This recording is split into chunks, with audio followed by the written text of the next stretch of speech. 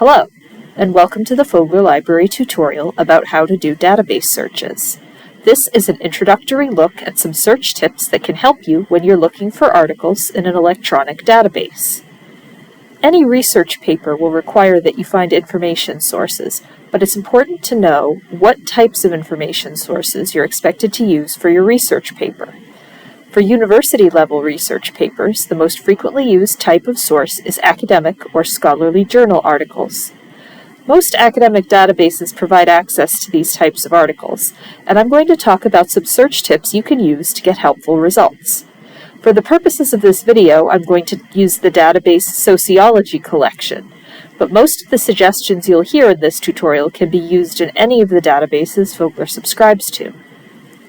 Notice that the home page for this database doesn't give you a lot of options. It's a good idea to go to the Advanced Search page whenever you open a database, because the Advanced Search gives you more options for refining your search. When you get to the Advanced Search page, there are a few tools that can be very helpful. One is the checkbox that limits you to peer-reviewed material. If you check this box, all your search results will be material that's been written by a scholar and double-checked by other scholars. Sometimes when you're writing a research paper, your professor may specify that you have to use peer-reviewed articles. Checking this box is an easy way to make sure that all the articles you find have been peer-reviewed.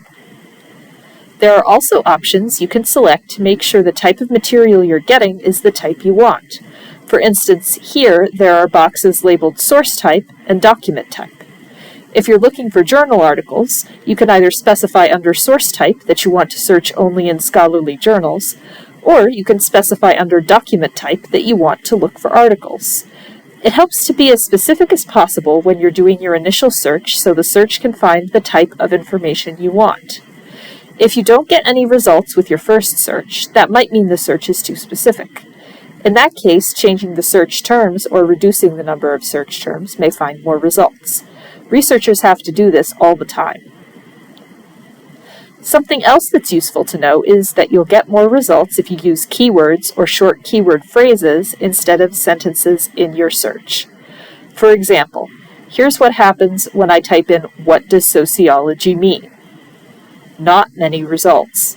But if I type in "sociology and definition," I get many, many more results.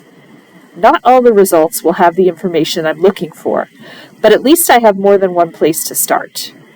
If you feel you have too many results, you can always use the toolbar on the left-hand side of the screen to restrict your results further. For instance, these articles date from 1927 to the present day. Maybe I don't need articles from 1927. Or maybe, if I'm doing a historical study, I only want articles from 1927. Either way, you can use the sliding bar or enter a date range to limit the dates of the articles you're looking at. There are other options you can explore by clicking the downward pointing arrow next to the option's name.